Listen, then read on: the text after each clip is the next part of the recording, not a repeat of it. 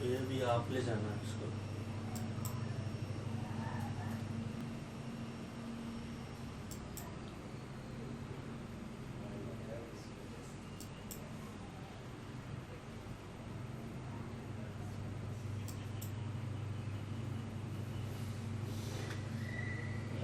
लगाओ तेल,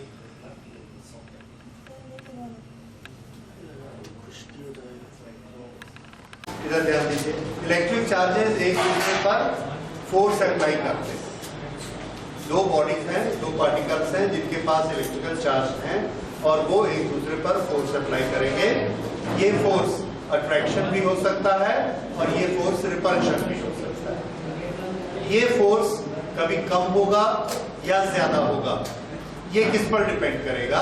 इसके लिए रूल बनाया गया, वो जो लॉ बनाया गया that is Coulomb's law. Coulomb's law coulomb ने बनाया, ऑफ कोर्स। ये हमें क्या बताता है? कूलम ने जब ये लॉ बनाया तो उन्होंने न्यूटन्स लॉ ऑफ ग्रेविटेशन, उससे वो इंस्पायर हुए थे और सबसे पहले उन्होंने रिलेशन देखा डिस्टेंस बिटवीन टू चार्जेस के लिए। एक चार्ज पार्टिकल है, इसके पास चार्ज है Q1, दूसरा चार्ज पार्टिकल है, इसके पास चार्ज है Q2 और दोनों के बीच कुछ डिस्टेंस है, let that distance be R। तो Q1 Q2 पर जो फोर्स लगाएगा वो फोर्स प्रोपोर्शनेट होगा 1/r² के। This is known as inverse square law. Inverse square. दो पार्टिकल के बीच में फोर्स कितना होगा? आंसर है जितना उनके पास ज्यादा चार्ज होगा उतना ज्यादा वो फोर्स लगाएंगे। अब एक का चार्ज हमने डबल कर दिया, दूसरे का चार्ज 3 गुना कर दिया, एक का 2 टाइम्स, दूसरे का 3 टाइम्स, तो दोनों के बीच का फोर्स कितने टाइम्स इंक्रीज हो जाएगा? Will it be 2 times plus 3 times? 5 times. Will it be 2 multiplied by 3? 6 times. Can it be 2 to the power 3? 8 times. तो हमारे पास 2 और 3 इसको मिलाकर 3 ऑप्शन होते हैं। 2 plus 3, 2 into 3, 2 to the power 3, 3 to the power 2, जैसा मर्जी हम कॉम्बिनेशन कर सकते हैं। तो एक चार्ज को हमने 2 टाइम्स किया, एक चार्ज को 3 टाइम्स किया, तो दोनों के बीच का फोर्स कितने टाइम्स इंक्रीज होगा? तो कूलम ने बताया कि हमको ये वाला रिलेशन लेना है। What is this relation? Q1 multiplied by Q2। Q1 plus Q2 नहीं होगा, Q1 to the power Q2 भी नहीं होगा।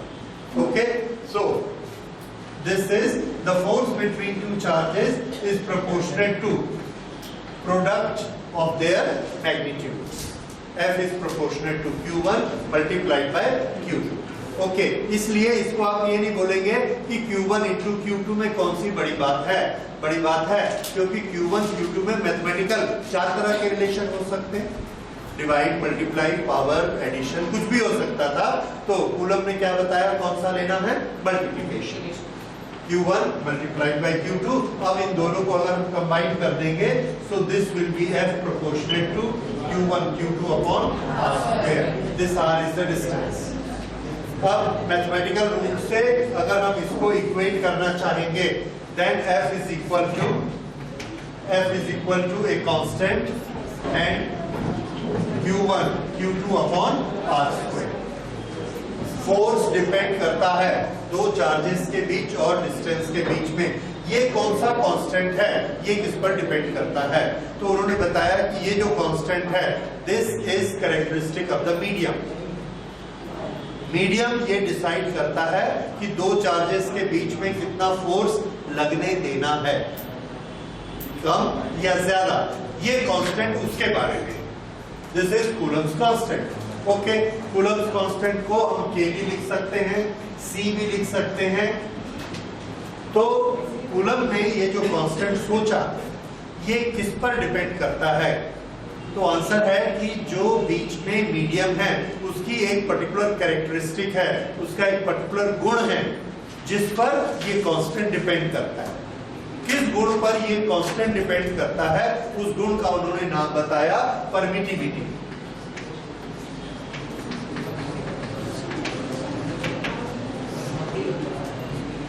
Permittivity, okay. अब ये परमिटिविटी क्या है, तो पहले उन्होंने ये निकाला C कांस्टेंट। C कांस्टेंट की वैल्यू कितनी बताई गई, 9 × 10⁹ ये इसकी वैल्यू, और इसका यूनिट हम लोग निकाल सकते हैं, थोड़ी देर में निकालेंगे। ये है वैल्यू ऑफ C। ये C की वैल्यू किस पर डिपेंड करती है, तो ये C की वैल्यू किस पर डिपेंड करती है, परमिटिविटी। अब ये परमिटिविटी क्या होती है, इसको थोड़ा सा हमने समझना है। दो चार्जेस के बीच में फोर्स लग रहा है और एक चार्ज दूसरा चार्ज, इसके बीच में बहुत सारी स्ट्रिंग जा रही है, 100 स्ट्रिंग जा रही है, ये इसको खींच रहा है 100 स्ट्रिंग से। अब हर स्ट्रिंग के पास अपनी एक ताकत है, तो 100 ताकत इसको लग रही है और इसको खींच रहा है। ये पूरा सिस्टम हमने पानी में डाल दिया। अगर ये सिस्टम हमने पानी में डाल दिया तो पानी ने इसमें से 90 स्ट्रिंग अपने में एब्जॉर्ब कर ली। 90 स्ट्रिंग को, ध्यान दीजिए, 90 स्ट्रिंग को अलाउ किया कि वो पानी में एब्जॉर्ब हो जाए। बाकी कितनी बची, 10। तो दोनों के बीच का फोर्स अब कितना बच गया, 10। ये जो 90 है ये पानी की कैरेक्टरिस्टिक है, तो उसने क्या किया, फोर्स को कम कर दिया। कितना, 90 कम कर दिया। तो हम ये बोलेंगे कि इसने 100 में से 90 को अपने अंदर परमिट कर लिया, परमिटिविटी अपने अंदर परमिट कर लिया, और बाहर कितना छोड़ा, 10। तो फोर्स कम हुआ कि ज्यादा, कम हो गया। अब हमने क्या किया, फिर से दोनों चार्ज को लिया और दोनों चार्ज के बीच में माइका की एक शीट डाल दी। माइका ने क्या किया, वो जो 100 लाइंस थी, उस 100 लाइंस में से 80 लाइंस एब्जॉर्ब कर ली और 20 लाइन छोड़ दी। उसने अपने अंदर कितनी लाइनें परमिट कर दी, 80। तो फोर्स कम हो गया, लेकिन कितना बच गया, 20। पानी में कितना बचा था, 10। माइका में कितना बचा, 20। तीसरी चीज में डाला, उसने सिर्फ 70 को एब्जॉर्ब किया और कितना अलाउ किया, 30। तो हर मीडियम के पास ये कैरेक्टरिस्टिक होती है कि ये जो फोर्सेस हैं उसको वो डिक्रीज कर देता है, और ये जो कैरेक्टरिस्टिक है जिसके कारण वो फोर्स को अलाउ नहीं करता, उसका नाम हमने क्या रखा, परमिटिविटी। तो परमिट शब्द से हम उसको किसी भी तरह से याद रख सकते हैं। हम परमिट को कैसे याद रखते हैं कि वो अपने अंदर उसको समा लेता है, परमिट कर लेता है, एब्जॉर्ब करना उसका। तो फोर्स के लिए लाइन कम बचती।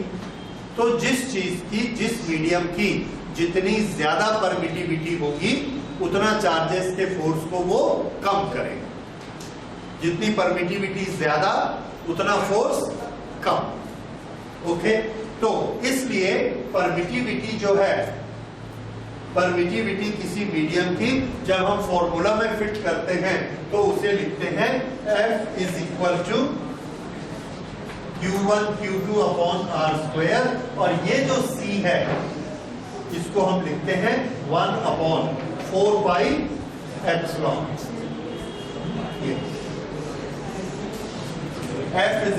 1/4πε Q1 Q2 अपॉन R, और ये जो चीज आप देख रहे हैं एप्सिलॉन, दिस इज परमिटिविटी।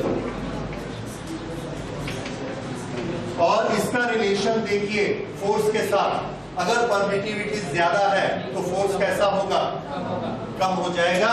और इससे सिंपल 1 मार्क क्वेश्चन बनता है कि दो चार्ज बॉडीज हैं, उनको हमने एयर में रखा और यहाँ पर उनके बीच फोर्स लग रहा है 100 न्यूटन। उसके बाद दोनों को केरोसिन ऑयल में डाला और ये फोर्स हो गया 30 न्यूटन। तो उसकी परमिटिविटी बताइए। तो permittivity will be more than 1। ये तो आपको मालूम है, मोर देन 1 होगा तो फोर्स की वैल्यू कम हो जाएगी। अब परमिटिविटी को आगे जाके कैलकुलेट करते हैं। So what is permittivity? Permittivity is a characteristic of medium. Permittivity is a characteristic of medium which decides how much force is to be allowed between two charges.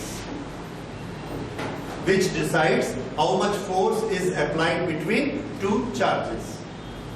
Larger the permittivity, smaller will be force. Larger the permittivity, smaller will be force. The permittivity is denoted by epsilon.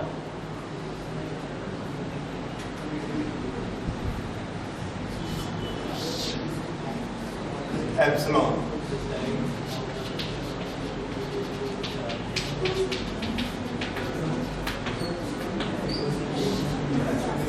Okay, अब क्या हम इस permittivity की unit बना सकते हैं?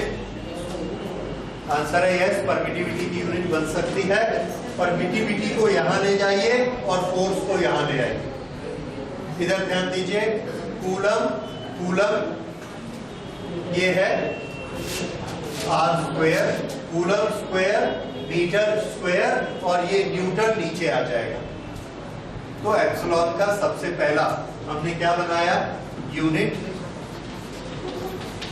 Unit of epsilon, this will be coulomb square पर newton पर मीटर स्क्वायर, पर न्यूटन पर मीटर स्क्वायर। ये बना unit of epsilon.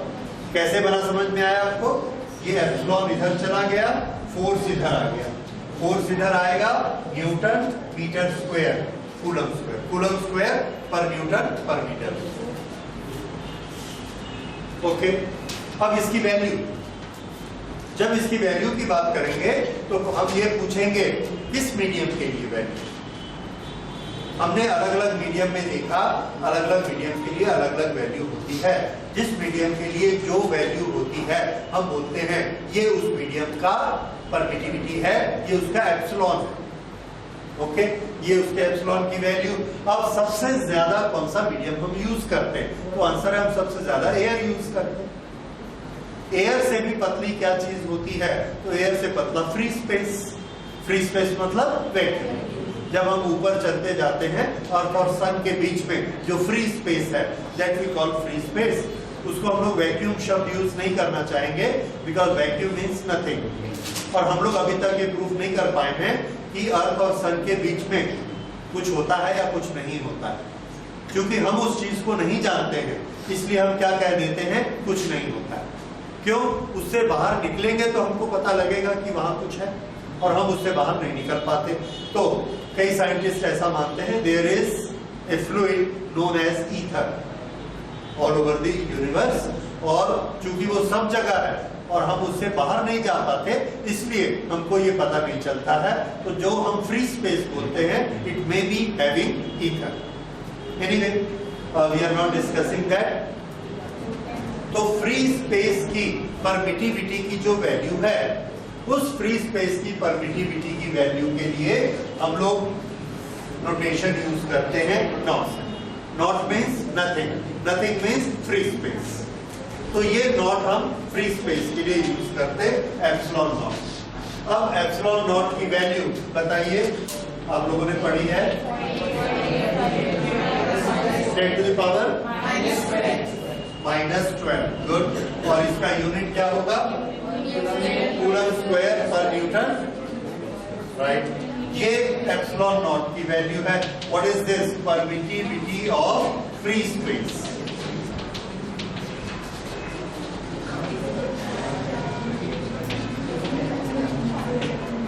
Permittivity of free space. इसके बेसिस पर, एप्सिलॉन नॉट के बेसिस पर हम लोग इसकी वैल्यू निकाल सकते हैं। This is Coulomb's constant, this is permittivity. दोनों में डिफरेंस याद रखिए, एक के बदले दूसरा कभी भी कोट नहीं करना है। Coulomb's constant C is equal to 1/4 pi epsilon nought. C coulomb's constant, this is equal to 1/4 pi epsilon nought. This is for free space, so this is also for free space. यहाँ पर अगर हम epsilon not की वो value रखेंगे तो C की हमें एक वैल्यू मिलती है। C की वैल्यू कितनी होती है, ये हमको शायद से 9 × 10⁹ 9। अगर ये इसकी वैल्यू है तो आप थोड़ा इसका यूनिट भी बता दीजिए। C = न्यूटन मीटर स्क्वायर पर coulomb square. So this will be newton metre square पर कूलम स्क्वायर। ये C का यूनिट, ये एप्सिलॉन का। तो परमिटिविटी और कूलम्स कांस्टेंट दोनों अलग अलग चीज है, दोनों को याद रखिए, लेकिन दोनों आपस में रिलेटेड है। रिलेटेड कैसे? C = 1/4πε0।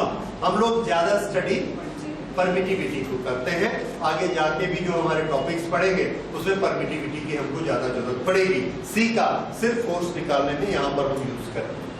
Okay, so this is permittivity of a medium. अब परमिटिविटी ऑफ ए मीडियम हमने पढ़ा है एप्सिलॉन। फोर्स में ये यहां पर आता है। अगर हम दो बार इस फॉर्मूले को लिखेंगे, एक बार फ्री स्पेस के लिए, then this will be 1/4πε0 Q1 Q2/R। अगर हम इसको मीडियम के लिए लिखेंगे 1/4πε।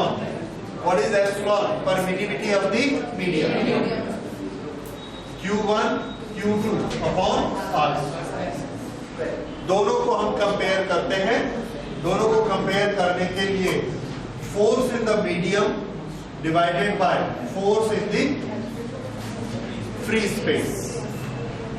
ओके, इसको डिवाइड किया, ये कैंसल हो गया, एंड दिस विल बी ε/ε0। उल्टा हो गया। ओके, मीडियम के लिए ये डिनोमिनेटर में जाएगा एप्सिलॉन, और इसके डिनोमिनेटर में आएगा, ऊपर चला जाएगा। और F in the free space, F in the medium, this is equal to ε/ε0। ये फोर्स है कहां पर? Free space. ये फोर्स जब बीच में क्या डाल दिया गया? मीडियम, और ये फोर्स कम हो जाता है। हमने देखा प्रैक्टिकली, मीडियम अगर हम बीच में डालते हैं तो फोर्स कम हो जाता है। अगर ये फोर्स कम है, ये फोर्स ज्यादा है, तो इन दोनों में कौन बड़ा है? एप्सिलॉन बड़ा है और एप्सिलॉन नॉट छोटा है। तो याद रखिए, epsilon for any medium is larger than the epsilon. अच्छा, इन एप्सिलॉन का अपना अपना यूनिट होता है। ये वाली जो क्वांटिटी है ε/ε0, ये हमको बताती है कि दो मीडियम का एप्सिलॉन का आपस में रिलेशन क्या है, या दो मीडियम का फोर्स का आपस में रिलेशन क्या है। फिर से सुनिए, अगर हमने फ्री स्पेस में दो चार्जेस को रखा और वो आपस में फोर्स लगाते हैं 90 न्यूटन, फ्री स्पेस में 90। अब हमने उनको पानी में डाला और वो फोर्स हो गया 1 Newton. Force in the medium कितना हो गया? 1 न्यूटन। ये तो 90/1 ये किसका रेशियो है? ये उसके परमिटिविटी का रेशियो है।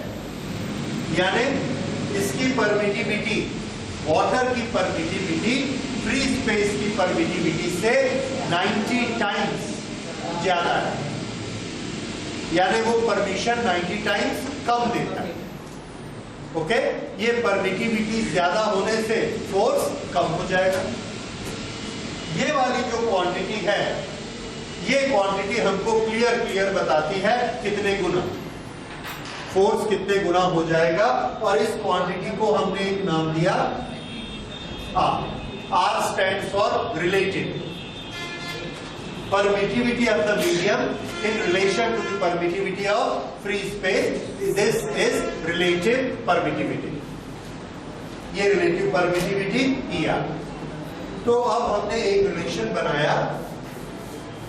This is permittivity of a medium permittivity of free space is equal to relative permittivity of medium. Relative permittivity of medium. ये अच्छा ER. अब इस ER से हमको बहुत फैसिलिटी मिलती है। पहली चीज ER का कोई यूनिट नहीं होता, because it is ratio of the same numbers, same quantity, और ये हमको सिर्फ एक नंबर देता है। अगर ये नंबर है 20 किसी मीडियम का, तो ये 20 हमको क्या बताता है? देखिए ये किसके बराबर होता है? FO upon FM। तो FM किसके बराबर हुआ? FM को इधर ले जाइए, ER को इधर ले जाइए। Force in the medium is equal to force in the free space divided by relative permittivity. ये सबसे प्रैक्टिकल यूज होने वाला फॉर्मूला है और इसको पक्का याद रखिए। रिलेटिव परमिटिविटी, अगर पानी की रिलेटिव परमिटिविटी 90 है तो force in the free space को कितना टाइम्स वो कम कर देगा? 90 टाइम्स। इफ आई से relative permittivity of mica is 6, तो आप क्या समझेंगे कि फ्री स्पेस में जो फोर्स लगता है, बीच में माइका डालेंगे तो कितना कम कर देगा? 6 टाइम्स कम कर देगा। ठीक है। अब permittivity of kerosene oil is 20. What does it mean? कि फोर्स को वो कितने गुना काट देगा? 20 टाइम्स।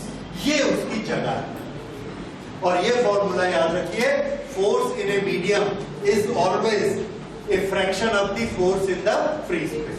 और ये फ्रैक्शन कौन डिसाइड करता है? Permittivity, relative permittivity. और रिलेटिव परमिटिविटी का अपना फॉर्मूला ये रहा। ये बात समझ में आई? तो रिलेटिव परमिटिविटी के क्वेश्चन आते हैं। जैसे दो चार्जेस के बीच में फोर्स है 20, उसको हमने एक मीडियम में डाला, फोर्स रह गया 4, 20 से कितना बचा?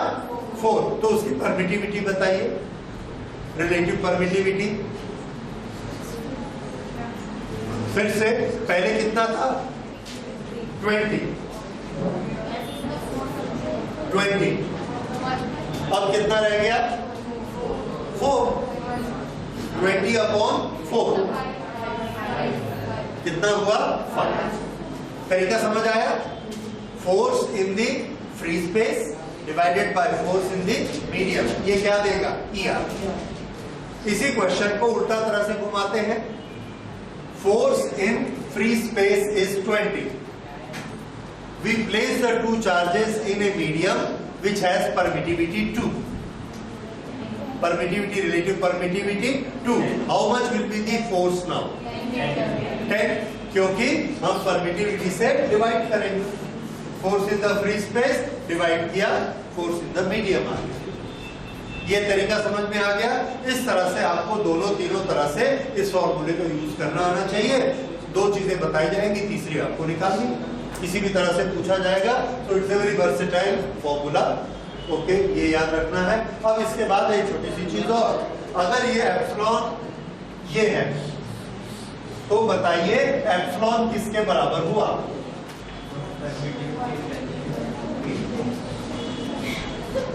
Permittivity of a medium is equal to permittivity of the free space multiplied by relative permittivity of medium. ये हो गया। अब कोई भी एक मीडियम हमने लगाया, इसके दोनों तरफ चार्जेस रखे, ये दोनों चार्जेस एक दूसरे पर फोर्स लगाते हैं, तो इस फोर्स का कूलम फॉर्मूला कैसे लिखेंगे? तो आंसर है, इस फोर्स का कूलम फॉर्मूला हम लिखेंगे F is equal to 1 upon 4 pi epsilon 1 upon 4 pi epsilon Q1 Q2 upon R। ये होता है F। इधर ध्यान दीजिए, force is equal to 1 upon 4 pi epsilon. ये एक छोटी सी चीज है पर बाद में आपको कंफ्यूजन होता है, इसलिए ध्यान दो। ये मीडियम लिया हमने, मीडियम लगाया है, इसलिए यहां पर एप्सिलॉन नॉट नहीं लिखा। क्या लिखा है? एप्सिलॉन, क्योंकि मीडियम।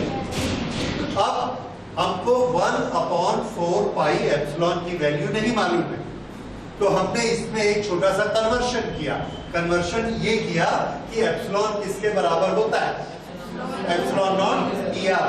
तो इसको हम लिख देंगे force N is equal to 1/4 pi epsilon nought ER, then Q1 Q2 upon R square. ये हमारा फोर्स का मॉडिफाइड फॉर्मूला बन गया। What is this? 1/4 pi epsilon nought. 1/4 pi epsilon nought is a constant. Why it is a constant? Because it is Coulomb's constant. Coulomb's constant, and what is its value? 9 into 10 to the power 9. अब अगर हमारा medium kerosene है तो हम यहाँ पर kerosene का ER लिखेंगे। अगर वाटर है तो वाटर का ER लिख देंगे। माइका है तो माइका का ER लिख देंगे। सिर्फ ये वाली चीज हम बदलते जाएंगे, बाकी सब वैसा का वैसा ही रहेगा। तो ये हमको एक कन्वीनियंट मिलता है इस तरह का फॉर्मूला याद करने से, इस तरह का फॉर्मूला बनाने से। तो अब से हम कूलम्स लॉ का फॉर्मूला ऐसे लिखा करेंगे। F is equal to 1/4 pi epsilon nought ER Q1 Q2 upon R square. लेकिन अगर दो चार्जेस को हमने एयर में ही रखा आमने सामने, एयर और फ्री स्पेस, इनकी परमिटिविटी करीब करीब बराबर होती है, तो हम ये मानते हैं कि फ्री स्पेस में ही रखा, तो उसके लिए ER की वैल्यू कितनी होगी? ER की वैल्यू यहां से देख लेते हैं। Force in the free space divided by force in the free space कितना होगा? 1। तो ER की वैल्यू फ्री स्पेस के लिए या एयर के लिए कितनी लेनी है? 1। अगर आप किसी बुक में देखेंगे तो एयर के लिए थोड़ी सी वैल्यू मिलती है 1.00000 something, but practically that is as good as 1। तो ER फॉर फ्री स्पेस है, एयर इज 1, तो उस 1 को यहां लिखने की जरूरत नहीं है। तो हमारा फॉर्मूला क्या बन गया? Force is equal to 1/4 pi epsilon nought Q1 Q2 upon R square. This is for air, this is for free space. ये फॉर्मूला हमने याद करना है। So this is Coulomb's formula and permittivity and relative permittivity. ठीक है? ये relative permittivity का formula ER is epsilon upon epsilon naught। बाद में जाकर कैपेसिटर चैप्टर में हम लोग एक चीज और पढ़ेंगे, which is dielectric constant। dielectric constant exactly यही चीज होती है, खाली रेफरेंस बदल जाएगा। हमने इधर एक चार्ज रखा, इधर एक चार्ज रखा, ये इसको ऐसा पकड़ता है, और जब हम बीच में एक इंसुलेटर डाल देते हैं तो ये जितनी लाइनों से खींच रहा था, बहुत सारी लाइनों को वो इंसुलेटर काट देता, अलाउ नहीं करता, तो फोर्स कम हो जाता है। ये वही प्रोसेस हो रही है जो इसने की है, लेकिन वहां पर हमने उसका नाम रखा डाइलेक्ट्रिक कांस्टेंट। उस डाइलेक्ट्रिक कांस्टेंट का हमने फॉर्मूला बनाया K, सिंबल उसका रखा K। तो डाइलेक्ट्रिक कांस्टेंट K वही चीज है जो यहां पर रिलेटिव परमिटिविटी है। Relative permittivity is same as dielectric constant. Dielectric constant फिर हम बाद में भी पढ़ेंगे। तो अगर हमको कूलम्स फॉर्मूला में डाइलेक्ट्रिक कांस्टेंट फिट करना है तो कहां पर होगा? आंसर है इसकी जगह में होगा, ER की जगह में। और अब ये हमारा फॉर्मूला क्या बन जाएगा?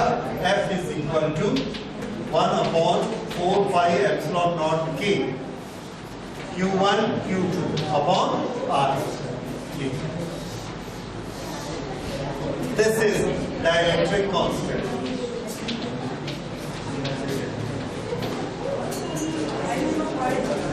तो मीडियम के लिए देखिए फिर से, अब क्लियर कट रिजल्ट हमारे आ गए।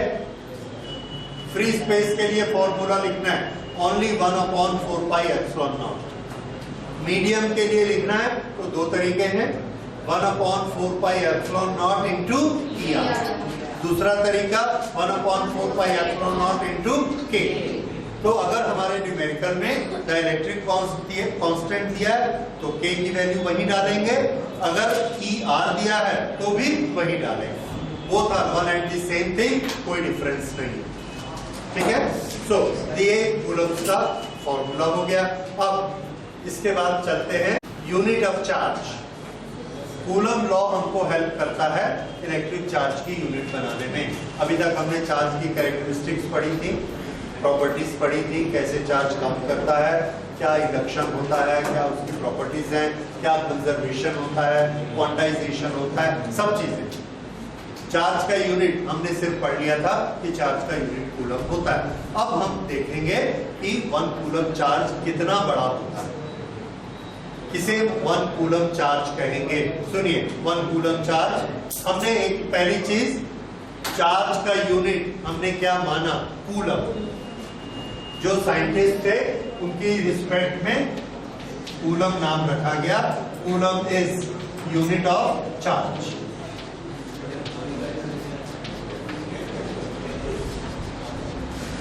ओके, तो एक कूलम चार्ज किसको कहा जाएगा ये डिफाइन करना जरूरी है।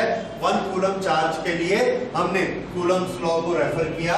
This law says F is equal to 9 into 10 to the power 9, ये C की वैल्यू हो गई, multiplied by Q upon R square. अगर दोनों चार्जेस एक समान हैं, Q1 और Q2, दोनों की क्वांटिटी Q है, तो दोनों को क्या लिख सकते हैं, Q इंटू Q। ये हो गया Q square upon R square. Okay, ये फोर्स आ गया। अब इसमें आप देखिए Q square, if Q is equal to 1 coulomb, R is equal to 1 meter, then F is equal to 9 into 10 to the power 9। ध्यान दीजिए, इधर 2 पार्टिकल हमने लिए और दोनों पार्टिकल को चार्ज दिया बराबर बराबर। जैसे ही हम इन दोनों को चार्ज देते हैं, इनके बीच हमने एक डिस्टेंस फिक्स किया है। वो डिस्टेंस कितना है, 1 मीटर। अगर हमने इनको चार्ज दिया, ये एक दूसरे को रिपेल करते हैं। रिपेल करते हैं तो हमने यहाँ पर एक स्प्रिंग लगा दिया। वो स्प्रिंग हमको बताता है कि कितने जोर से ये एक दूसरे को रिपेल करते हैं। वेट लगा के हम उसको फोर्स को मेजरमेंट कर सकते हैं। फोर्स को मेजरमेंट करना आता है, नहीं आता। क्या आपको मालूम है 1 न्यूटन फोर्स कितना होता है? कभी एक्सपीरियंस किया है? अगर मैं आपको बोलूंगा कि अपने बाजू वाले पर 1 न्यूटन फोर्स लगाओ, तो क्या आप लगा सकते हो? यस? हाँ, एक बार मैंने आपको फोर्स के चैप्टर में बताया कि अगर हम अपने हाथ में 100 ग्राम का एक बार रख देंगे 0.1 kg, तो उसका फोर्स कितना होगा, mg। m is 0.1, g is 10। 0.1 multiplied by 10 is 1। तो 100 ग्राम का वेट अगर हम अपने हाथ में रखते हैं तो वो हमारे हाथ को दबाता है। कितने फोर्स से? 1 न्यूटन। 1 kg का रखेंगे तो 10 न्यूटन। इस तरह से हम समझ सकते हैं कि न्यूटन आफ्टर ऑल कितना वेट होता है। एनीवे, ऐसे ही हम वेट को लटका के, एक तरफ स्प्रिंग को लटका के हमेशा फोर्स को नाप सकते हैं। और ये सब चीजें अगर हम नाप नहीं सकते तो हम फिजिक्स में उसको यूज भी नहीं कर सकते। ये बहुत जरूरी है कि जो चीज मेजर होती है वही फिजिकल क्वांटिटी होती है और उसी को हम फिजिक्स में यूज कर सकते हैं। एनीवे, फिर से इस पर आते हैं। 2 बॉडी को हमने 1 मीटर डिस्टेंस पे रखा, इसके बीच हमने फोर्स नापने का अपना कोई भी इंतजाम कर दिया, वो इसके बीच न्यूटन नापते जाता है। दोनों को हमने एक जैसा चार्ज दिया, ये दोनों एक दूसरे को रिपेल करते हैं। हम फोर्स को देखते हैं, वो फोर्स हो गया 100 न्यूटन 10 to the power 2। और चार्ज दिया 10 to the power 3, और चार्ज दिया दोनों को 10 to the power 6, 10 to the power 8, और चार्ज देना पड़ा जब और ज्यादा चार्ज दिया तो देते देते फोर्स को फाइनली हमने कितना कर लिया, 9 into 10 to the power 9। इतना जब दोनों के बीच में फोर्स हो गया तो ये दोनों बॉडीज को हम बहुत चार्ज दे चुके। कितना चार्ज दे चुके, दैट इज 1 कूलम। जितना चार्ज दे चुके उस चार्ज को हम कितना मानेंगे, 1 कूलम। बड़ी फिर से सोचिए, हमारे पास एक बकेट में, एक ड्रम में चार्ज है, हम उस चार्ज को इसमें डालते जा रहे हैं और फोर्स को नापते जा रहे हैं और पूछ रहे हैं और डालें क्या। तो जो आदमी फोर्स देखता है वो देखता है कि अभी हमारा फोर्स यहाँ नहीं पहुंचता, तो बोलता है और डालिए और डालिए। तो जब चार्ज डालते डालते फोर्स इतना पहुंच जाएगा तो जितना चार्ज हम उसमें डाल चुके उतने चार्ज को क्या बोलेंगे, 1 कूलम। ये होता है 1 कूलम चार्ज। सो इसको हम डिफाइन कैसे करते हैं, 1 coulomb charge is the charge on a body which is kept at a distance of 1 metre. ये आपके पास लिखा हुआ है नोट्स में, तो you need not write it. Which is kept from, इधर ध्यान दीजिए, which is kept from the similar charge at a distance of 1 metre and applies a force of 9 into 10 to the power 9. That charge is known as 1 coulomb charge. Now 1 coulomb charge is a very large quantity. इसलिए हमारा उससे जो हम lab में, practice में जो charge लेना देना करते हैं वो 1 कूलम नहीं होता है, बहुत कम होता है। तो हमने एक छोटी सी यूनिट उसकी बना ली और प्रैक्टिकल यूनिट जो उसकी बनी that is micro coulomb. Practical unit micro coulomb, that is 10 to the power minus 6 coulomb. This is 1 micro coulomb is equal to 10 to the power minus 6 coulomb. Okay? तो हम लिखेंगे उसको माइक्रो कूलम और जब numerical में solve करेंगे तो micro की जगह क्या लिख लिया करेंगे, 10 to the power minus 6। हमने सारी कैलकुलेशन कर ली, हमारा आंसर आया 5 into 10 to the power minus 6। जब हम आंसर लिखेंगे तो 10 to the power minus 6 को हटा के ये साइन कर देंगे माइक्रो। ठीक है, तो इसलिए माइक्रो से मैथमेटिक्स करने के लिए 10 to the power minus 6 और इससे फिर टेक्स्ट में लिखने के लिए micro.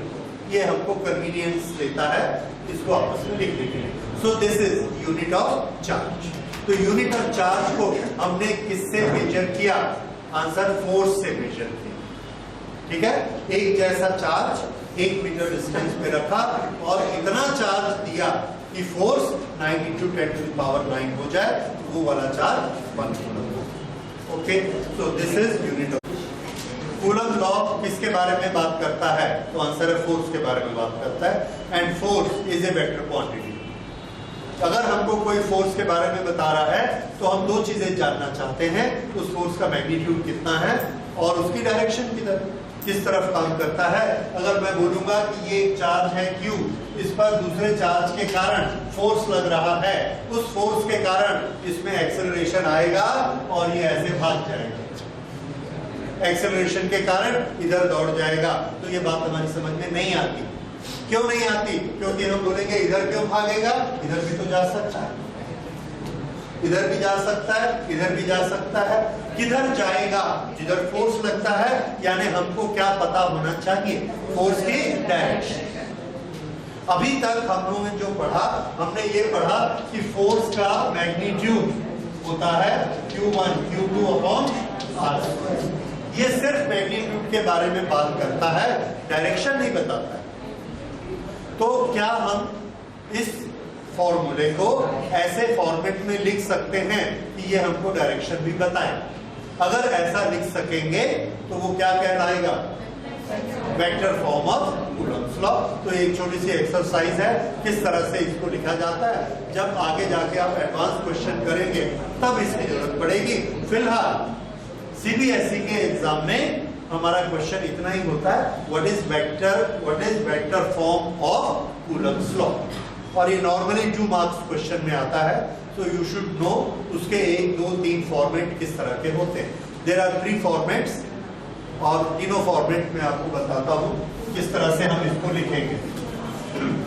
F is equal to C Q1 Q2 upon R square.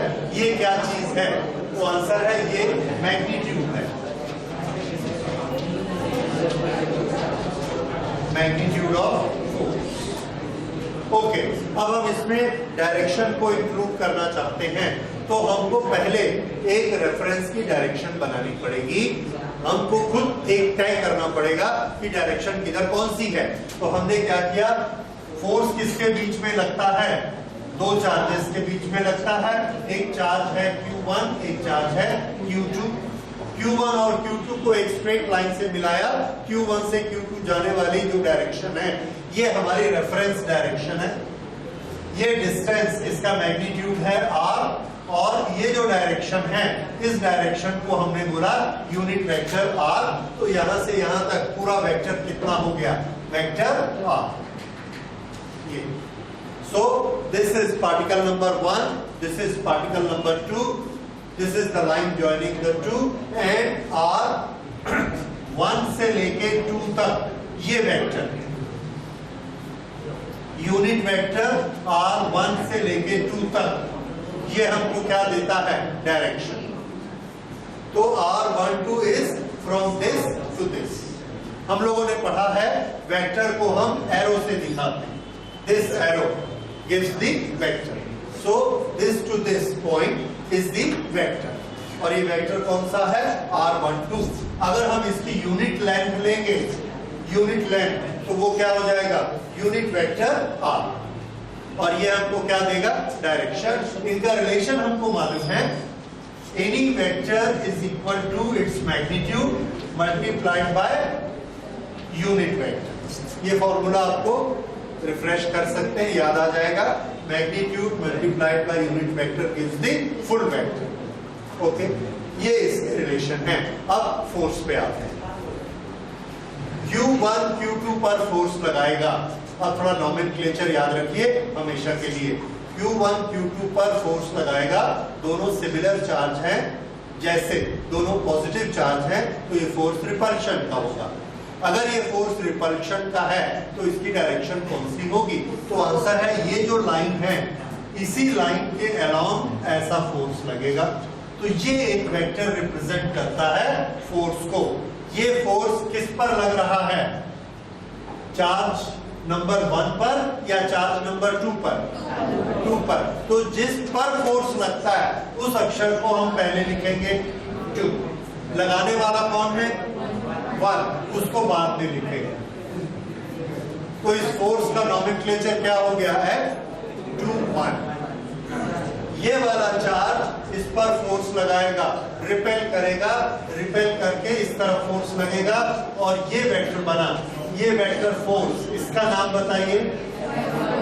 Force on particle number 1 due to particle number 2। तो इसका नाम F12। ये है F12 और ये F21।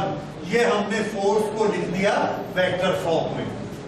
फोर्स को वेक्टर फॉर्म में लिखा। F21 इधर, F12 इधर। अब देखिए F12 को लिखते हैं या F21। F21 is equal to, vector को लिखने का तरीका आपको मालूम है। मैग्नीट्यूड लिखिए, उसके बाद यूनिट वेक्टर लिखिए, डायरेक्शन का मल्टीप्लाई कर दीजिए, that will become a vector quantity. जैसे वेक्टर किसके बराबर होता है? तो vector is equal to magnitude multiplied by unit vector. तो फोर्स का वेक्टर किसके बराबर होगा? पहला कौन आएगा? मैग्नीट्यूड। और मैग्नीट्यूड हमको मालूम है, this is C Q1 Q2 upon R²। ये तो हो गया मैग्नीट्यूड। इसके बाद हमने मैग्नीट्यूड को किससे मल्टीप्लाई करना है? Unit vector. और यूनिट वेक्टर इस डायरेक्शन में कौन सा है? R12 या R21? R12। So this is R12। ये हो गया। अब देखिए ये वेक्टर के फॉर्म में लिखा हुआ है और ये भी वेक्टर के फॉर्म में लिखा है। This is vector form of Coulomb's law. तो ये पहला तरीका है वेक्टर फॉर्म लिखने का। इसी तरह से F12 is equal to C Q1 Q2 upon R²। Magnitude वही रहेगा, लेकिन इसकी डायरेक्शन कैसी है, R1 से 2 या 2 से 1? 2 से 1, इसलिए इसको हम क्या लिखेंगे, R2 से 1 यूनिट वेक्टर। या तो ये आ गया F12 F21, और इससे इन दोनों को हमने कंपेयर किया, कंपेयर करके रिजल्ट क्या निकाला, F12 और F21 ये दोनों आपस में इक्वल तो नहीं है, पर क्वांटिटी दोनों की इक्वल है और डायरेक्शन अपोजिट है। यानी अगर एक की डायरेक्शन को उल्टा कर दे तो ये दोनों आपस में इक्वल हो जाएंगे। तो इसको इस तरह से लिखा जाता है माइनस। F21 को माइनस करिए तो वो किसके इक्वल हो जाएगा, F12 के इक्वल। तो F12 is equal to F21 and there is a minus sign which says कि एक को रिवर्स करिए दूसरे के बराबर हो जाएगा, दोनों की मैग्नीट्यूड बराबर होगी, सिर्फ डायरेक्शन एक दूसरे से उल्टी है। सो this is one method of writing vector form of Coulomb's law. इसका एक दूसरा तरीका देखिए, F12 F21 is equal to C Q2 upon C Q1 Q2 upon R। हाँ इधर देखिए R12 किसके बराबर होता है, vector R divided by magnitude of R। अगर हम यूनिट वेक्टर के फॉर्म में नहीं लिखना चाहते, फुल वेक्टर के फॉर्म में लिखना चाहते, तो हम क्या लिख सकते हैं, ये वाला यूनिट वेक्टर किसके बराबर होता है, full vector divided by R। वही हमने यहाँ पर लिख दिया इसकी जगह पर। तो इसकी जगह पर लिखा तो ये क्या हो जाएगा, फुल वेक्टर कौन सा, 1 2, 1 से 2, this full vector divided by R। अब ये भी R है और ये R स्क्वायर है, तो दोनों मिलाकर क्या हो जाएंगे, R क्यूब।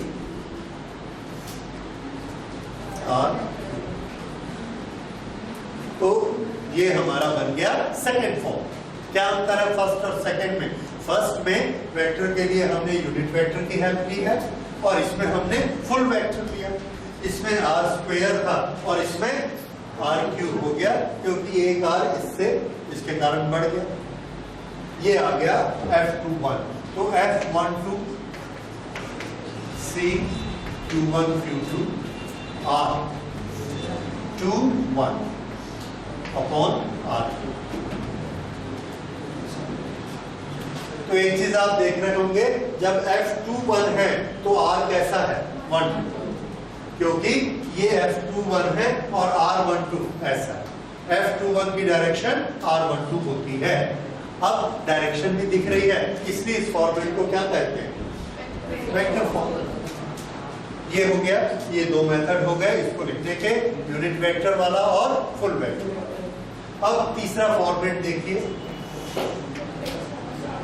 तीसरा फॉर्मेट हमको ऐसे देखेंगे, ये ओरिजिन, एक पार्टिकल यहां रखा है, दूसरा ये particle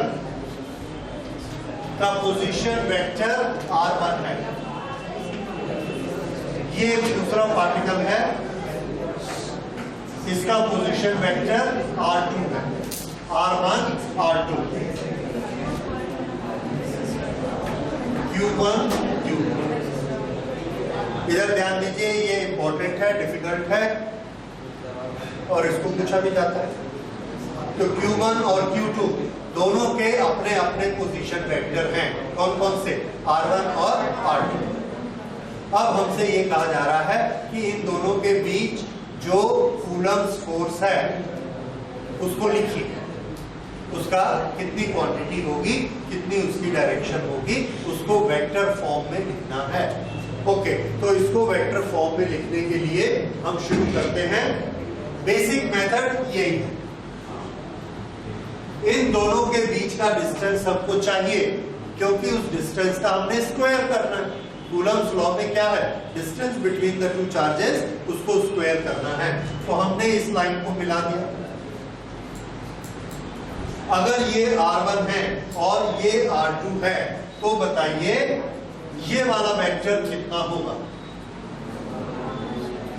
R1 plus R2, R1 minus R2, R2 minus R1, तो एक चीज चॉइस करिए। जैसे इसको हमने माना delta R, so this plus this is equal to, तो R2 is equal to R1 plus delta R, इसको इधर ले आइए, R2 minus R1 is equal to delta R। तो डेल्टा R किसके बराबर होता है, R2 माइनस R। तो ये वेक्टर में हमेशा याद रखिए, यहां से ओरिजिन से अगर दो पोजीशन वेक्टर R1 और R2 हैं तो डिस्प्लेसमेंट वेक्टर कितना होता है, final position minus initial position, R2 minus R। ये पहले पढ़ा हुआ है आपने, ओके, ये वही चीज प्रैक्टिस में फिर आ गई। सो this is R2 minus R1। अब हम इसको लिखने जाते हैं F को, F21, दिस इज F21, ये वाली क्वांटिटी C Q1 Q2 ऐसा ही रहेगा अपॉन R का Q, R is what, magnitude of distance. ये वेक्टर क्वांटिटी दी है, इसका मैग्नीट्यूड कितना होगा, तो आंसर है इसके मैग्नीट्यूड को लिखने का तरीका ये, ठीक है। अब ये क्या बन गया, मैग्नीट्यूड, इसको हमने क्या कर दिया, Q, ये क्वांटिटी लिखी गई, तो लिखने का तरीका क्या हुआ, मॉडुलस करिए, दिस विल बिकम मैग्नीट्यूड और इसको क्या कर देंगे, Q, तो ये लिख दिया। अब हमने क्या लिखना है, R21, R21 को कैसे लिखा जाएगा, ये है R21, ये किसके बराबर है, R2 माइनस R1।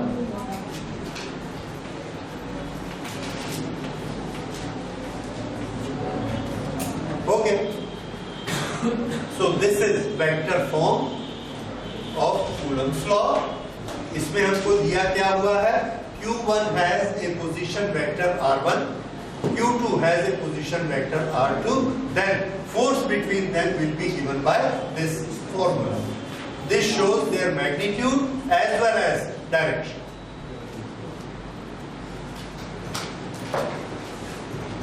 अब F12, this is equal to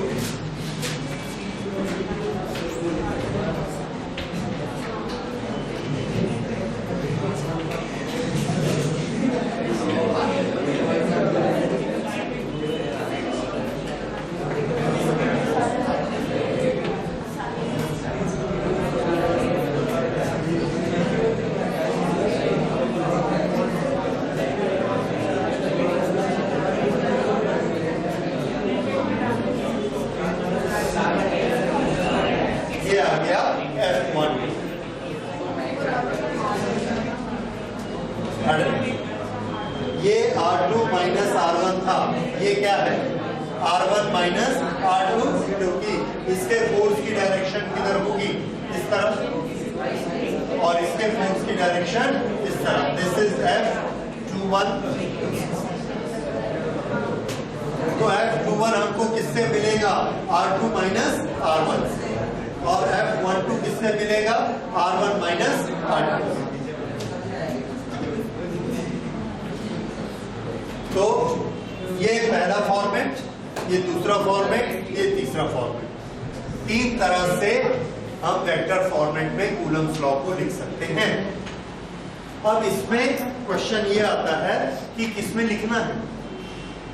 अगर हमको ये क्वेश्चन आया, वो फॉर्मेट नहीं बताएंगे, write down Coulomb's law in vector form, तो आप कौन से फॉर्म में लिखेंगे, आप तीनों में लिखने के लिए फ्री हैं, तो नॉर्मली वो नहीं बताते।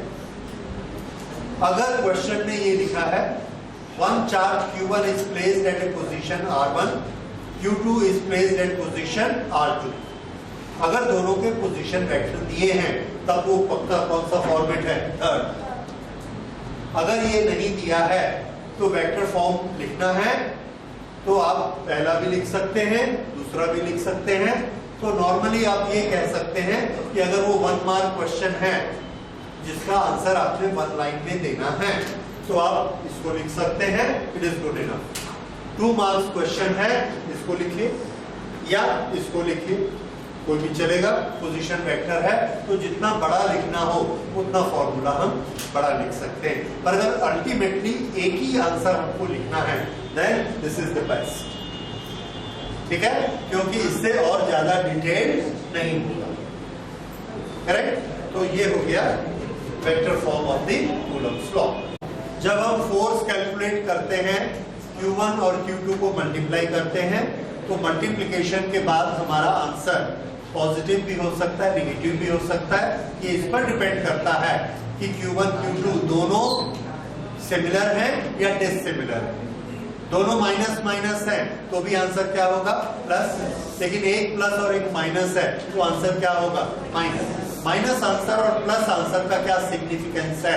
तो आंसर है कि अगर हमारा फोर्स पॉजिटिव आ रहा है तो इसका मतलब ये फोर्स रिपल्सिव है। पॉजिटिव फोर्स कैसा होता है? रिपल्सिव।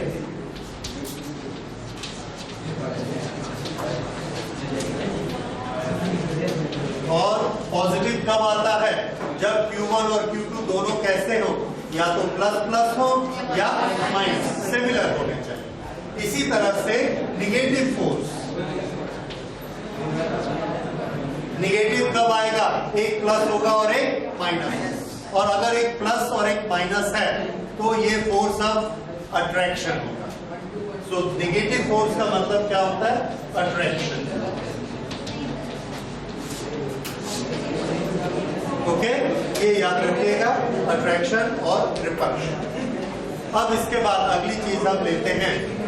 शुरू में इधर ध्यान दीजिए, मैंने एक चीज आपको बताई थी कि कूलम ने जो फोर्स का लॉ बनाया था वो उन्होंने थोड़ा सा न्यूटन के लॉ को देख के बनाया था। न्यूटन का ग्रेविटेशन का लॉ क्या था? A constant G m1 m2 upon r²। Coulomb's law ने क्या शेप दिया? C Q1 Q2 upon r²। वही फॉर्मेट रखा था। ओके, ग्रेविटेशनल फोर्स और कूलम का फोर्स, इन दोनों में क्या सिमिलैरिटी है और क्या डिफरेंस है, ये आपको मालूम होना चाहिए। दोनों फोर्सेस हमारे नेचर के बेसिक फोर्सेस हैं। दुनिया में 2 ही तरह के फोर्स होते हैं, या तो ग्रेविटेशनल या इलेक्ट्रोमैग्नेटिक। बाकी जो दोनों फोर्सेस हैं, स्ट्रॉन्ग न्यूक्लियर और वीक न्यूक्लियर, वो न्यूक्लियस के अंदर ही होते हैं। ठीक है, इसलिए हमारी दुनिया में जो बाहर की दुनिया है उसमें 2 ही फोर्सेस बचते हैं, इलेक्ट्रोस्टैटिक एंड ग्रेविटेशन। ओके, तो ये जो इलेक्ट्रिकल फोर्स है उसमें ये इलेक्ट्रोस्टैटिक फोर्स है। अब इन दोनों फोर्सेस को आपस में कंपेयर करिए। दोनों फोर्सेस की कैरेक्टरिस्टिक आप पढ़ चुके हैं। पहला, दोनों में क्या सिमिलैरिटी है?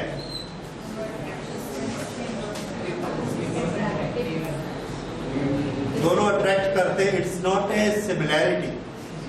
ये तो डिफरेंस हो गया कि एक सिर्फ अट्रैक्ट करता है और एक अट्रैक्ट करता। सिमिलैरिटी में आप कह सकते हैं कि दोनों इनवर्स स्क्वायर लॉ फॉलो करते हैं। ठीक है, तो पहली चीज, दोनों नेचर के फंडामेंटल फोर्सेस हैं।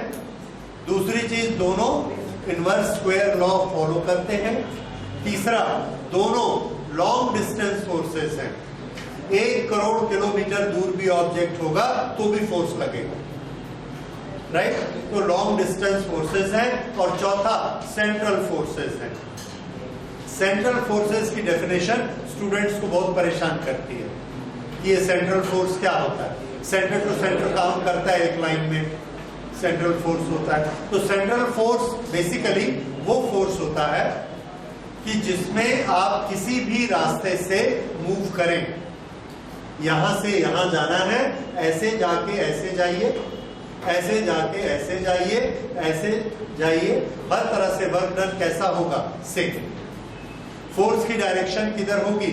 सेंटर टू सेंटर आप स्ट्रेट लाइन बनाएंगे उस स्ट्रेट लाइन के अलाउंग वो काम करेगा।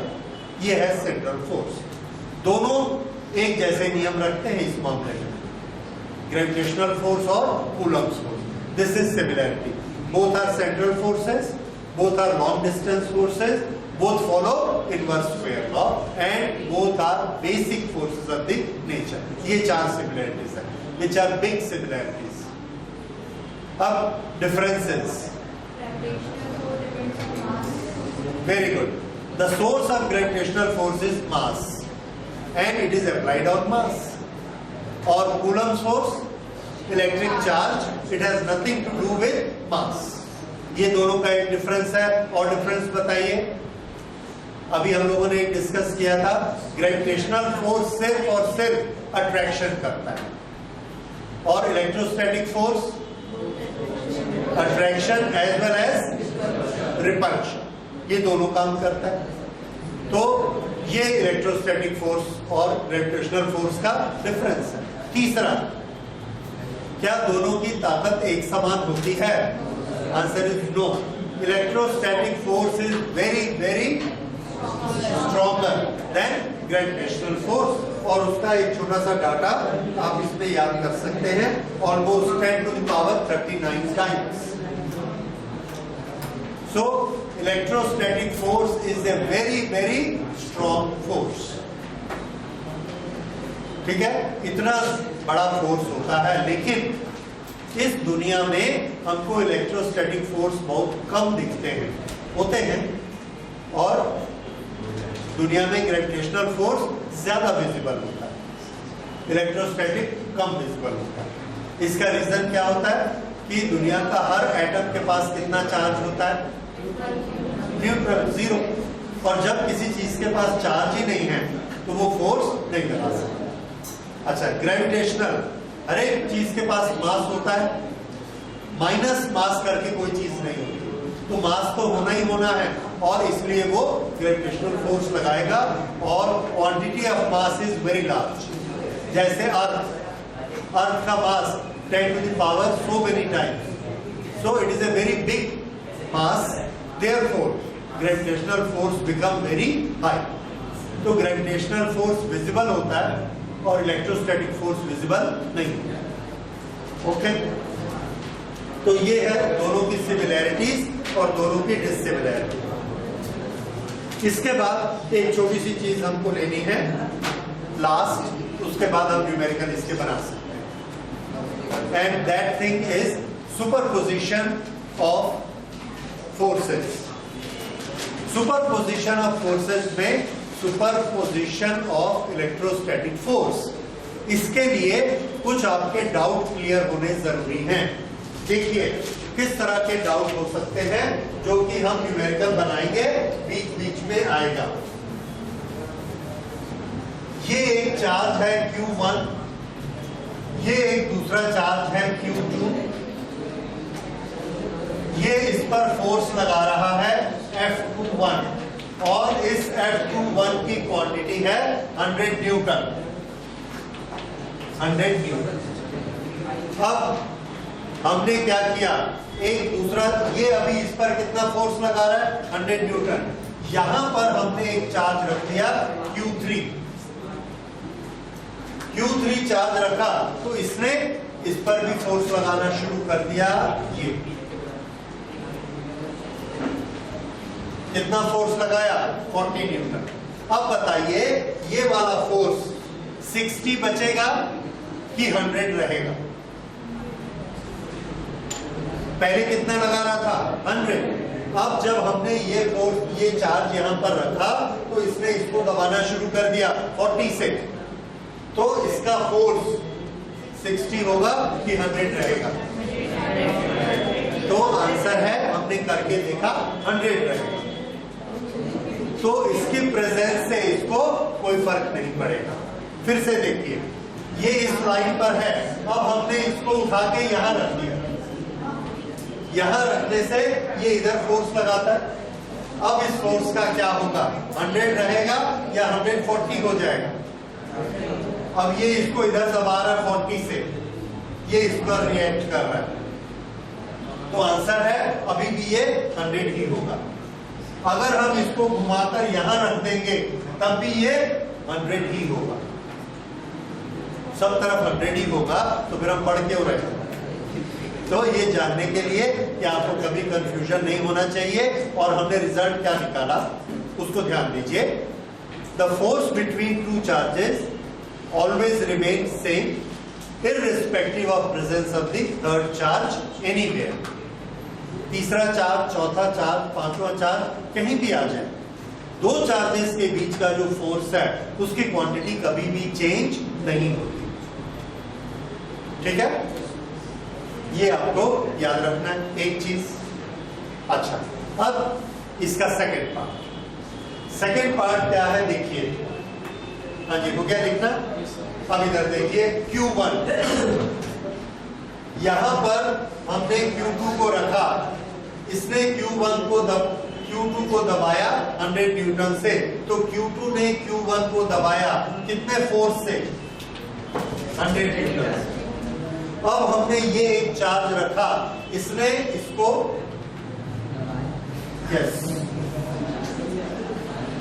इसने इसको प्रेस किया या खींचा 40 न्यूटन से। किसने? Q3 ने। अब Q1 पर कुल कितना फोर्स लग रहा है? तो आंसर है, अब हम यहां फ्री बॉडी डायग्राम पर काम करेंगे। Q1 पर Q2 के कारण कितना फोर्स है? Any change? No change. Q3 के कारण Q2 पर कितना है? 40 न्यूटन, इस तरह। तो Q2, ये जो Q1 है, इस Q1 पर दो फोर्स काम कर रहे हैं, Q2 के कारण इधर, Q3 के कारण इधर। थोड़ा सा इन फोर्सेस के नाम बताइए। F/1 due to 2। इस फोर्स को क्या लिखोगे? F/1 due to 3। समझ में आ रहा है? ये कितना है? 40। तो 1 पर रिजल्टेंट फोर्स कितना होगा? तो आंसर है, दोनों का वेक्टर सम कर देंगे। वेक्टर सम यहां मैंने सबसे इजी तरीका बताया, 100 इधर 40 इधर, तो रिजल्टेंट क्या आ जाएगा? 60। किस तरह? इस डायरेक्शन, ये 60। अब हम दोनों एफ को जोड़ रहे हैं, तो हमारा नियम क्या बना? जोड़ना है कि नहीं जोड़ना? तो आंसर है, कोई भी जोड़ी के बीच, कोई भी दो चार्जेस की जोड़ी के बीच जो फोर्स लगता है वो नहीं बदलेगा, लेकिन किसी एक चार्ज पर जब आप फोर्स कैलकुलेट करते हैं तो Q2, Q3, Q4, Q5 सब के फोर्सेस का आपस में सम होगा किसी एक चार्ज पर जब आप कैलकुलेशन करते हैं। तो इस बात को नोट कर लीजिए। The force between two charges, the force between two charges is not affected by presence of third charge anywhere. By presence of third charge anywhere. Number 1. Number 2 लिखिए, principle of superposition. Principle of superposition. उसके नीचे लिखिए, the force on any one charge, और one को underline करिए, the force on any one charge due to presence of many charges, due to presence of many charges is vector sum of forces applied by all the charges individually.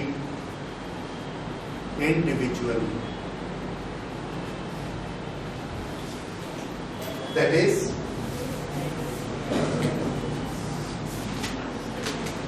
F on a charge is equal to F on 1 is equal to F on 1 due to 2, F on 1 due to 3, F on 1 due to 4 plus चलते चलते F on 1 due to n। ये वाले सब हो जाएंगे। This is equal to C Q1 Q2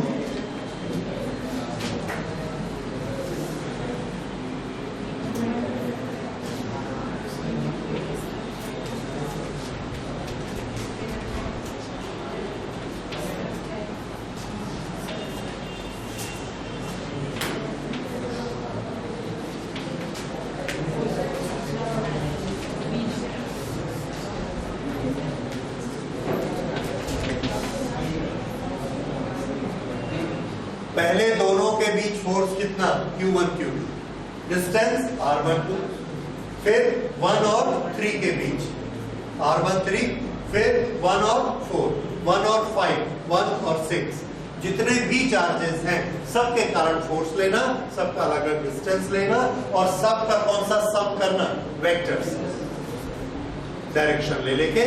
इसको अभी जब प्रैक्टिकली करेंगे तब हमको और ज्यादा समझ में आएगा, but this superposition principle holds good.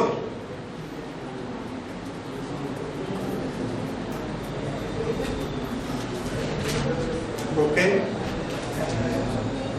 तो ये सुपरपोजिशन प्रिंसिपल हो। क्वेश्चन नंबर 2 आपके नोट्स के पेज नंबर 5 में लिखा है। क्वेश्चन नंबर 2 उसे देखिए।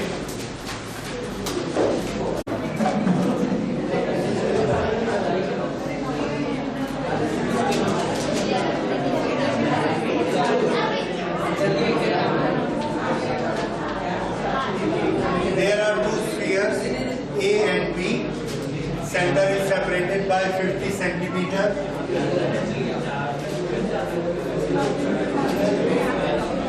They have the same charge.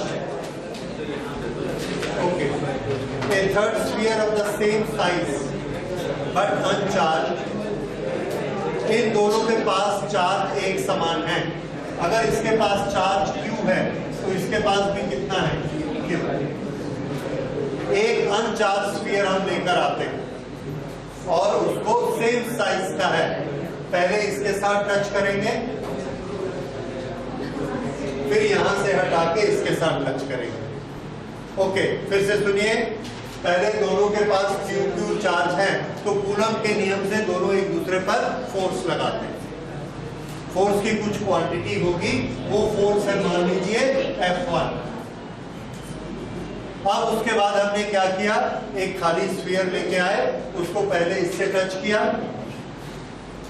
हटाया, फिर इससे टच किया, फिर हटा लिया, हटा के उसको दूर ले गए।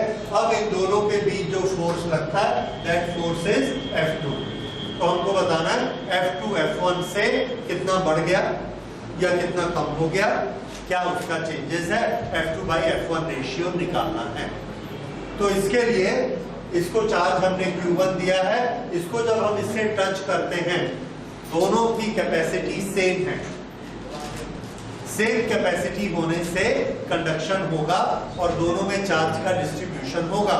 कितना कितना चार्ज आ जाएगा, आधा आधा। तो इसके पास कितना आ गया Q/2 और इसके पास भी कितना रह गया। अब हमने इसको हटा दिया तो इसके पास बचा Q/2 और इसके साथ टच किया। जब हम इसको इसके साथ टच करते हैं तो इसके पास चार्ज कितना है Q और इसके पास कितना है Q/2। इन दोनों को हमने आपस में कंडक्शन अलाउ किया तो चार्ज का रीडिस्ट्रीब्यूशन कैसे होगा। तो आंसर है दोनों के चार्जेस को ऐड करिए, ऐड करके फिर से हाफ करिए। ये Q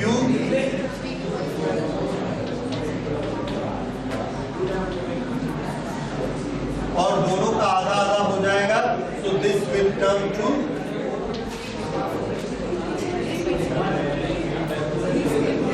दोनों के पास 3/4 Q चार्ज हो गया।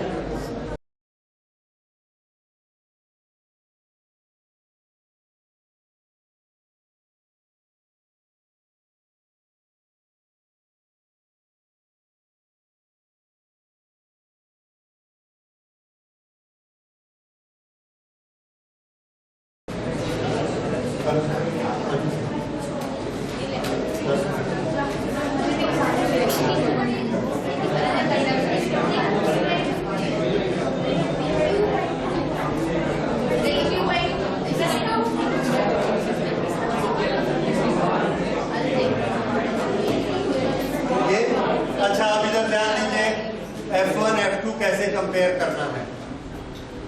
F1 का फॉर्मूला क्या लिखेंगे? Q1 Q2 F1 C Q Q upon R square. F2 का फॉर्मूला C और R स्क्वायर, इनमें कोई अंतर नहीं आएगा क्योंकि डिस्टेंस भी उतना ही है और C इज ए कांस्टेंट, वो भी उतना ही रहेगा। Q में क्या अंतर आ गया? ये वाला Q कितना हो जाएगा? Q by 2 और ये कितना हो जाएगा? 3Q by 4। तो ये हुआ this whole thing into 3 by 8 C Q square upon R। अब अगर आप F1 upon F2 करेंगे, F1 upon F2 तो कितना आ जाएगा? 8 by ओके। हमको चूंकि F2 क्या पूछा गया है, what is the new force, हमको F2 निकाल कर बताना है। तो F2 को ऊपर रखिए, F2 upon F1 is equal to 3 by 8। Cancellation किया, therefore F2 is equal to 3 upon 8 F1।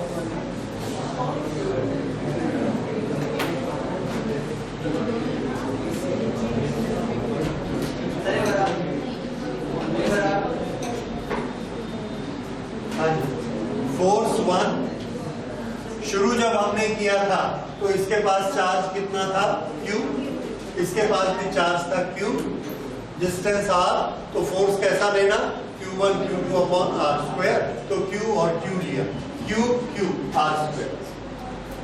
ये वाले ऑपरेशन करने के बाद चार्ज कितना कितना बचा? Q by 2 and 3 upon 4। तब हमने इस Q की जगह क्या लिखा? Q by 2, इस Q की जगह 3 by 4Q, और ये रख के किया तो ये आ गया 3 upon 8 C Q square upon R square. चूंकि हमको कंपेयर करना है इसलिए हमने F2 अपॉन F1 किया। F2 अपॉन F1 में ये वाली क्वांटिटी कैंसल हो गई, सिर्फ क्या बचा? 3 अपॉन 8। F1 को इधर ले जाइए, F2 is equal to 3 upon 8 F1। तो ये जो हमारा क्वेश्चन है बड़ा छोटा सा, इसका सॉल्यूशन है।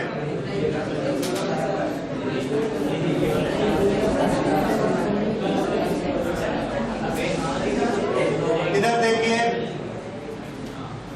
यहां पर एक स्ट्रेट लाइन में दो चार्जेस रखे हुए हैं, -7Q -7Q, और ये दोनों डिस्टेंस बराबर है।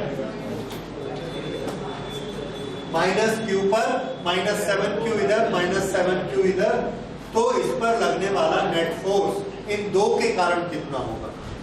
ये माइनस इसको रिपेल करेगा कितने फोर्स से? -7 इंटू Q। ये वाला इसको रिपेल करेगा कितने फोर्स से? -7 इंटू Q। ये वाला फोर्स इधर और दूसरा फोर्स इधर। दोनों कैसे होंगे आपस में? Equal and opposite. Equal and opposite ये आप कैसे डिसाइड कर लेंगे? तो आंसर है थंब रूल, याद रखिए। दोनों चार्जेस कैसे हैं? इक्वल। दोनों डिस्टेंस कैसे हैं? इक्वल। और Newton's law, sorry Coulomb's law में क्या दो चीजें होती हैं? Q upon R। अगर Q एक समान है, R एक समान है, तो फोर्स भी एक समान होगा। हमको कैलकुलेट करने की जरूरत नहीं कि कितना है, वो हम कैलकुलेट नहीं करेंगे। हमने देखा इक्वल R इक्वल, तो फोर्सेस भी कैसे? इक्वल। और डायरेक्शन क्या बताती है? उल्टी। इसलिए दोनों फोर्स एक दूसरे को कैंसिल कर लेंगे। तो -7 ने कैंसिल किया। उसके बाद और देखिए -2Q और -2Q ये भी एक दूसरे को कैंसिल करेंगे। जितने फोर्सेस, जितने चार्ज के फोर्सेस कैंसिल हो सकते हैं सब करिए और बताइए कौन सा चार्ज बचा? +2Q। उसके कारण खाली आप फोर्स निकालेंगे, बाकी सब के कारण फोर्स क्यों नहीं निकालेंगे? कैंसिल। अदरवाइज हमारा सुपरपोजिशन प्रिंसिपल क्या कहता है कि सब फोर्सेस को ऐड करना, पर चूंकि फोर्सेस इक्वल एंड अपोजिट हो रहे हैं इसलिए हम उसको बिना कैलकुलेट किए कैंसिल आउट कर सकते हैं। अब सिर्फ 1 + 2q बचा, उसका फोर्स बता दीजिए कितना होगा?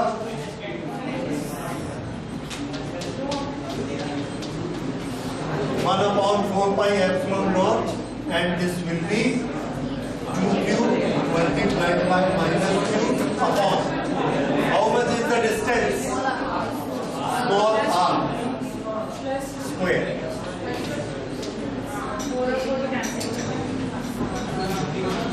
ये आ गया हमारा आंसर। बस क्या कैंसिल हो जाएगा? ओके, नॉर्मली हम लोग 1/4πε0 का 4 इसको इधर किसी नंबर से कैंसिल करना पसंद नहीं करते, इसलिए क्योंकि 1/4πε0 itself is a Coulomb's constant और उसकी एक वैल्यू है 9×10⁹, इसलिए उसको छेड़ते नहीं, वैसे ही रखे रहते हैं। इधर 2 आ जाए 4 आ जाए जो भी आना आ जाए उसको अलग से लिखते हैं। Right, so this is our answer for this. तो आपको सबके फोर्स निकालने की जरूरत नहीं है। इसके बाद के न्यूमेरिकल्स हम लोग अगली क्लास में करेंगे।